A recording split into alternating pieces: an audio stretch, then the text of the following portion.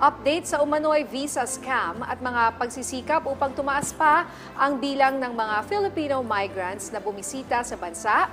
Ating pag-uusapan kasama si Dana Sandoval, ang tagapagsalita ng Bureau of Immigration. Miss Dana, magandang tanghali po. Magandang tanghali po sa inyo and of course sa lahat po ng tumatangkilik ng inyong programa. Thank you po ulit sa pag-imbita sa akin dito po sa inyong program. Maraming salamat, Ms. Dana, sa pag-unlak. Unahin ko na po itong 4 na lawyers ng Bureau of Immigration na nasangkot dito sa visa scam. Ano po ang update sa investigasyon ninyo tungkol dito? Yes, actually po itong 4 na lawyer na ito have been relieved from their duties as visa officers. Kasama po yung head ng kanilang unit ng visa task force pending the investigation. Yun po, nagkaroon ng isang letter directive na in-issue po si Commissioner Tansinko upang magkaroon ng isang fact-finding committee to investigate po itong matter na ito and to see whether itong mga abogado na ito at kung meron pa pong iba ay involved dito po sa scheme na ito. Apart po from those inside the Bureau na tinitingnan po natin, we are also looking into some private entities po, kagaya ng mga agencies po that submitted the applications of these foreign nationals with fake companies. And siguro po in the next few weeks, we would be able to update you kung ano po yung mga latest dito po sa investigation nila. Pagkatapos po ng investigation ng ating fact-finding committee, magsusumite po tayo ng recommendation sa opisina po ng ating butihing Secretary of Justice para po mapatawa ng karapat po na sanksyon ang mga makita po natin na directly involved dito. Okay, ma'am, si Chi po ito, nakaka-alarma pala itong developments tungkol dito, no? Pero base po sa inyong initial investigation, ano po ba yung naging proseso nitong mga di umano'y sangkot sa visa scams? Saan po nila idinadaan? At paano umabot sa mahigit 400 foreign nationals ang nabigyan po ng illegal na visa? Yes, ito pong visa scam na ito, ang nangyari po, ang nakita po natin na nangyayari ay ang mga foreign nationals po ay petitioned by a company that is non-existent. Kasi po upang makapag-apply ka ng isang working visa, yung tinatawag po natin na 9G visa, kailangan petition ka ng isang company here in the Philippines that is legitimate and existent. Yun po nalaman natin through the post-audit at the year-end po noong 2023 na meron pong 116 employers ang hindi nag-e-exist. So on paper, pag tiningnan po natin at face, kumpleto po sila ng lahat ng dokumento. They do have their petitioners, petitioning companies. They do have all the other requirements for working visas. But upon a verification with the companies themselves, hindi po nag-e-exist ang mga kumpanya to the point na wala pong operations at all. Walang opisina, walang tao, walang operations. Yung mga companies who are supposedly petitioning these foreign nationals. Okay, ito po bang 400 na foreign nationals na nabigyan ng visa ay para lamang po ba sa taong 2023? At Yes. okay. Pero posible po ba na mas marami pa rin ang nakapasok sa bansa illegally? Ito pong 459 was for the period of 2023 hanggang October 2023 po, because this is the result of the investigation or the audit of the Verification and Compliance Division, yung year-end audit ng VCD natin, which was submitted to the Board of Commissioners during their meeting. Pero during po dun sa pagpupulong ni Commissioner Tansinko at ng ating Secretary of Justice, isa po sa mga napagdiskusyonan nila is to expand the probe up to the past 5 years back upang makita po if there are further people, if there were more people, there were more foreign nationals who were petitioned by these fake companies. Kasi nakikita po natin, paulit-ulit yung mga pangalan ng mga petitioners, ng mga peking kumpanya po na nag-request ng visa for these foreign nationals. So, susuyurin po natin lahat po ng mga visas na in-issue for the past 5 years to see if these companies have also petitioned other foreign nationals here in the Philippines. Wow, okay, Ma'am Dana, parang organized po na crime talaga itong ginawa nila, no? Pero bukod po sa mga abogadong nasangkot, may tinitingnan pa po ba kayong iba pang sangkot sa scheme na ito sa labas po ng inyong kagawaran? Yes, meron po tayong tinitingnan ng mga agencies and liaison officers po na maaaring involved dito po. Siguro mga 40 po na mga ahensya because ito pong mga agencies na to, these are accredited agencies of the Bureau of Immigration that are authorized to process applications of foreign nationals in their behalf. So ito pong mga agencies na ito ay siya pong nagsusumite ng mga applications ng mga foreign nationals ngayon. At tinitingnan po natin ang involvement nila doon sa pag-procure ng mga dokumento na hindi tama or mga fake yung mga documents. And we have also submitted this to the NBI para mas matingnan po ng maigi. Nakikipagtulungan po tayo sa Department of Justice on the investigation about this. Hindi po natin nililimit to those inside the Bureau but also yung mga outside po that might be supplying the fake companies, the documents that are being submitted by these foreign nationals. Ma'am, dito naman po sa balita na may na-intercept ang BI na babaeng nagtangkang umalis ng bansa patungong Middle East. Ano po ang detalye dito? Yes, ito po ay na-intercept noong Lunes. Very recent lang po. Ito po ay parang one of ito yung latest natin na na-intercept na mga nagpapatanda. Ito yung tinatawag namin on the ground na nagpapatanda. Kasi bago tayo ma-deploy ang Pilipino po, bago ma-deploy sa Middle East as household service worker, as bilang OFW po, meron pong age requirement, it's 24 years old. Ngayon po, meron po tayo mga ilang kababayan that are resorting to falsifying their age to make it seem like they are older than they really are upang maging eligible po for deployment. Ito po ay nakikita natin na malaking scheme, trafficking scheme dahil ultimo po mga minor de edad at mga underage ay dinideploy po natin. And it makes them very vulnerable po. Kaya po merong mga age limitations. It's because of may purpose po yung mga age limitations na yun for the protection of the OFW, and these are part of negotiations between countries. So hindi po natin basta pwedeng sinicircumvent yung mga age limitations na ito. And when our immigration officers interviewed this victim, siya po ay inamin niya po na inabot lamang sa kanya lahat ng mga documents niya bago po siya pumasok ng airport. Yung passport, yung birth certificate, meron po siyang mga IDs that were just given to her right before departure. And nung tinanong po siya about the basic details po about her age, sali-saliwa na po ang kanyang sagot. And we saw this po kaparehas po ito ng pattern nung ilan pong mga na-intercept natin in the past few years. That's why we're worried po kasi tumigil na po yung mga na-intercept natin na ganon. Pero ngayon po, for 2024, ito nag-pop up na naman itong isang biktima na ito. So we're worried that it might be coming back to ganon pong modus because siguro tumigil na, tumahimik na yung mga hindi na siya napag-uusapan masyado. Kaya ayan na naman sila. That's why we're trying to send out the message and the information about this incident para matigil na po yung ganito pong mga modus. Tama po, Ma'am Dana. Pero mabalik po tayo tungkol dun sa babae nga po. Sa ngayon, nasaan na po ba siya? At ano po ang assistance ng Bureau of Immigration po sa kanya? Yes, as part po of our procedure, pag may nai-intercept po tayo na victim of human trafficking, we endorse it to the Interagency Council Against Trafficking. Sa IACAT po, marami pong iba't ibang agencies that are working to assist trafficking victims.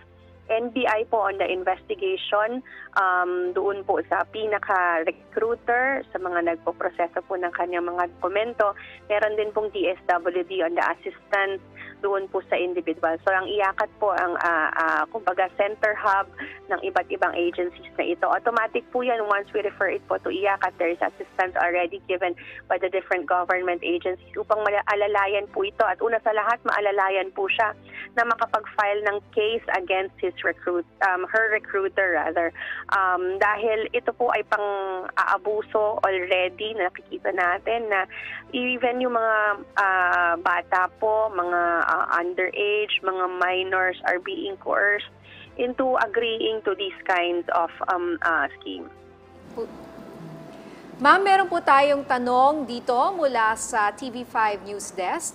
Nakikita po ba ulit yung trafficking trend na tumataas?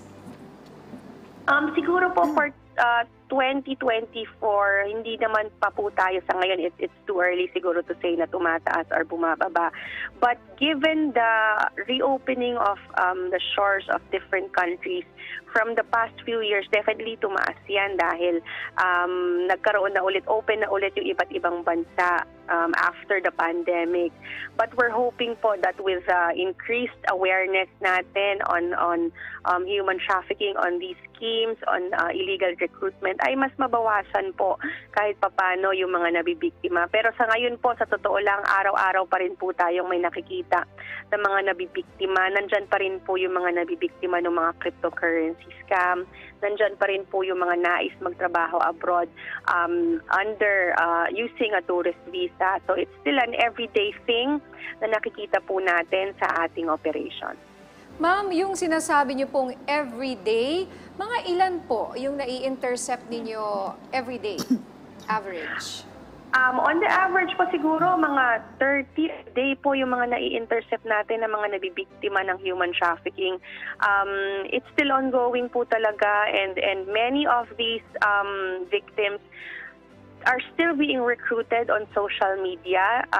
There was one recent victim na na-intercept po tayo na naikwento sa atin kung ano po yung karanasan niya, and siya po ay na-recruit via Facebook through one of the Facebook groups offering work abroad. So dun po nag-message siya, kinontak siya personally, nagpadala po siya ng pera, napakalaking halaga po yung mga pinapadala nila. One of the victims even spent as much as 800,000 pesos. Makauwi lamang because nabiktima siya ng mga cryptocurrency scam. So it's still there and it's still prevalent and ayaw na po natin talagang nangyayari ito sa mga kababayan natin. Kaya gusto po natin ay aware tayo kasi it really starts with yourself. Ang protection po against trafficking. If we know what's happening or at least magtanong-tanong po tayo, maging aware tayo, maging hindi tayo agad oo sa mga offers po sa atin. Malaking bagay na po yun upang maprotektahan po ang ating mga sarili dito po sa mga sindikato na ito. Alright. Sa ibang usapin naman po, base sa inyong datos, ilang Filipino migrants po in total ang bumisita na sa bansa nitong nakaraang taon? Well, for last year po, napakarami pong bumabiyahe, papasok po ng bansa. Isa po yan sa mga gusto natin na i-increase ngayon yung mga kababayan po natin na bumabalik, yung mga tinatawag nating bayan upang mamasyal po sa Pilipinas. We saw po that after the pandemic, yan ang type of traveler na unang-unang pumunta at bumisita po sa Pilipinas. And we're hoping po for the next few years talagang ma-increase natin yan. Kasi alam natin kapag kabalikbayan, they don't just stay for the regular 30 days. Ang balikbayan po gets 1 year visa-free. So yung dati po mga Pilipino, when they go back to the Philippines, they get 1 year visa-free here in the country without having to extend their stay here. 1 year po yan libre. At ang maganda po doon, kung kasama po nilang bumiyahe ang kanilang spouse at yung kanila pong mga anak, they also get 1 year visa-free so they can spend more time here with their family. And that's one thing that we see is very important. Malaki rin po yung maitutulong yan on the macro scale pag tiningnan po natin yung effect po niyan sa ating ekonomiya. They are staying here longer, meaning mas malaki po yung kanilang contribution to the movement ng atin pong ekonomiya. So malaking bagay po yan sa atin. That's why we are targeting din po together with the Department of Tourism na ma-increase po yung visit ng mga overseas Filipinos in the country. In 2023 po, 12.6 million yung arrivals natin, total arrivals na po natin yan. And one of the top countries po, two of the top countries doon sa mga arrivals natin are those coming from the US and those coming from Canada. And marami po dyan alam natin ay mga former Filipinos and their families. That's why we're very happy with these numbers and we're hoping na mas tataas pa po yan sa susunod na taon. Good news po yan para sa ating tourism. No po. Ano pong suporta naman ang maaring ibigay ng Immigration Bureau upang mas mahikayat pa ang mga Pinoy na muling bumisita po at magbakasyon dito sa ating bansa? Yes, we do have our priority lanes po sa mga OFWs and yung mga Filipinos po. May priority lanes po tayo. For that, we are also in the process of increasing our electronic gates, targeting po yung mga Filipinos na priority po na gumamit ng mga electronic gates. So for this year po, for 2024, naka-set na po yan. Our budget has been approved, thankfully. 25% of our manual operations will be converted to electronic gates. So malaking bagay po yan para mabilis lang yung process nila sa immigration area and they can spend more time with their family. And yun nga po, like I mentioned, they can always visit here in the country and stay longer because they have the balikbayan privilege of staying here longer in the Philippines. 1 year po yan, pwede silang manatili dito. And also, they have the option po to retain or reacquire their Philippine citizenship kung naisin po nila yung mga nakapag-naturalize na po, yung kunwari dating Filipino, ngayon po American na. They can reacquire their Philippine citizenship either sa mga Philippine posts po natin kung nasaan po sila or dito po sa Bureau of Immigration kung nandito po sila sa Pilipinas. Ang maganda po kung sila po ay dual citizen, hindi na rin po sila nakatali doon sa 1 year nila dito sa Pilipinas. They can stay here indefinitely as long as they can. They can retire here if they want to, and they have the privileges of both their foreign government and the Philippine government. Ma'am, bago po tayo magpaalam, may tanong lang po kami ni Chi. You mentioned yung e-gates, ano? Yes. Kasi meron pong mga nakaka-experience ako, mga personal kong kaibigan. For example, pumila po ng mahaba, tapos may kasamang bata. Tapos pagdating dun na, nandun ka na sa e-gate, pinaalis po sila at pinapila ulit dun sa mahaba kasi wala akong nagsabi na hindi pala pwede ang bata. So si Chi may experience Oo, dyan. actually nangyari yan sa amin. So medyo muntikan kaming madelay. Yes, o hindi Dahil we had to go back dun sa kabilang linya na medyo mahaba naman yung pila na naman, di ba? So, Sana po nasabihan agad. Yes po. We will relay this po on the ground. We actually have our special lanes po on the ground for those with children and families po and senior citizens. Meron po tayong special lane dyan. Siguro po i-relay natin yung experience ni ma'am doon sa ating ground upang magawan po nila ng corrective measures. Kasi po gusto natin smooth din and maaari po magandang gawin natin is we will increase po yung visibility ng ating mga materials doon sa area on the e-gates para guided din po yung ating mga kababayan who will be using po itong mga electronic gates natin. pero you mentioned po kanina na merong special lane para sa mga bata na may pamilya. Yes, we do po. Yes po, pero ma'am, nangyari po kasi like ako personally, no? Pumila po kami doon, tapos pinaalis yung mas malaki kong mga anak. Gusto nila sa ibang linya pumila. Tama po ba yung prosesong ganon? O dapat po parang isang pamilya ang pupunta doon, mag-stay doon sa linyang yon kung may kasamang maliliit na bata, ma'am? Normally po, we allow po naman kapag mga families po with small children in one lane kasi karamihan pagka pamilya magkakasama talaga sila bumabiyahe. So we will we will relay the incident po doon sa terminal na in charge po, doon sa terminal head in charge para magawan po natin ang mga corrective measures. O yan, sige po. Sana nga po, no, para hindi na ma-delay kasi hindi lang si Chi, marami po kaming mga kilala na ganun po nangyari at ang sabi lang nila, sana may nagsabi sa umpisa pa lang or nag-assist na, oy, hindi kayo pwede dito, hindi pwede ang bata dito. At sana hindi na rin paghiwalayin dahil isang flight lang naman yung family po, no. Yes, ma'am, salamat po. Siguro po, maikling mensahe nyo na lang po para sa ating mga kababayan. Yes, thank you po una sa lahat for the invite to be part of this program at makapag-share po tayo ng updates about the Bureau of Immigration. Sa mga kababayan naman po natin, makakaasa po kayo na marami pong in store for 2024 for the Bureau of Immigration. We are planning to automate a lot of our processes. Marami po sa mga proseso natin ay magiging online na. Meron po tayong mga ilang applications that are online already but we will be expanding this for 2024. So makakaasa po kayo na isang fruitful year for the Bureau of Immigration. Yun lamang po. Maraming salamat po sa inyong oras, Ms. Dana Sandoval, ang tagapagsalita ng Bureau of Immigration. Thank you.